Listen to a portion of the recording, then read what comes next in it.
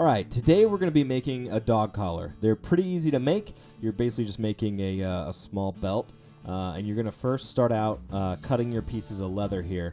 This piece of leather, I was just straightening out the edge, just a new piece of leather, not exactly a straight edge. So using my long ruler there to get a nice straight edge so that we can go ahead and use our strap cutter to line everything up.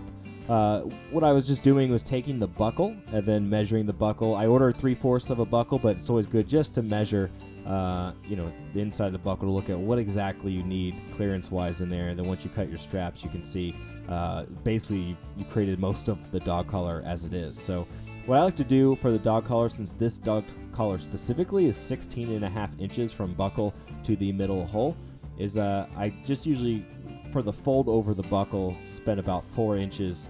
Give myself plenty of leather there to work with. You just put it on any sort of measuring tool that you have, and I usually pinch it at 4 inches and drag it over on top of that just to get that center hole done.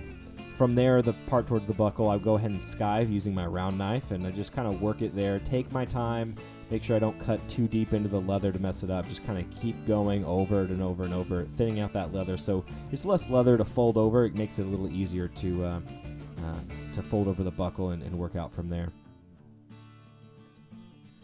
Right here, I marked a spot there of where that 4-inch mark was, and I'm going to use my oblong punch just to punch the spot there, work it down with my maul, just so I can get a nice clean cut all the way through. I'm doing that before I put it on the lining leather. The top leather here is going to be an 8 to 9 ounce leather, and then the bottom is going to be a 2 to 3 ounce lining leather, so that way it's pretty thick. It works out pretty well there. This next part here, I'm just beveling out where I just went ahead and stamped. Gives a little more clearance there for the buckle to pass through and not get too tight. So I usually use a thicker beveler on the back side where the buckle actually is going to touch, than a smaller one on the top. But just depending on the kind of collar you're making, what you're doing is going to be highly dependent on which one you do. We're just going to glue it up here, putting glue on both sides using some rubber cement. It's pretty quick drying, works pretty well for a small project like this, in which case you're just waiting for that glue to get tacky, and then you're good to go to put it on. And right here, we're just using the round knife, just walking it up. Since it's a straight edge, you could push it, but just to make sure I'm exact, just to save me time later, we're going to do a rough out side with this. We're not going to polish it up or anything because dog collars typically can get pretty nasty, so you got to kind of clean them regularly and kind of go from there. But we're going to do the rough out look, so we want to make sure we have nice good cohesion with the glue there, since we're not going to be stitching this. And we're going ahead and mark our center hole. I usually put about 1 inch between the holes for the belt buckle to go through. And now that we went ahead and put the two pieces together, I'm going to go ahead on that back piece, the lining leather. Do the same thing, bevel it out to give plenty of clearance there. Take your time, just make sure that's nice and clean, because like I said, the further along you get in any leather project, if you mess up at all, kind of have to go back and look at it. All right, so right here, obviously, we're just going to use some olive oil here. You can use olive oil, vegetable oil, neatsfoot oil, doesn't matter. I find that to get a little more even spread, using vegetable oil works out pretty well, and olive oil works out pretty well too.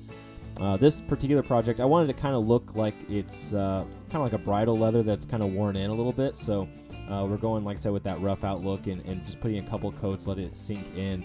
Because obviously with your dog, after a week or so, this is going to start to get pretty broken in, and that seeping through the leather there is going to, on both sides, obviously with the glue as sort of a barrier in between, it's not going to get the moisture all the way through, but we want it to be nice and tanned as it's going to lighten up as it dries. So you can see here I'm punching with my hand punch, in which case I'm putting a piece of leather on the back so that brass piece that the punch actually goes into doesn't actually, sometimes on the back with a lining leather, it's gonna bend it, fold it, and mess it up. So don't necessarily want to do that too much, but putting a piece of leather between there helps out quite a bit.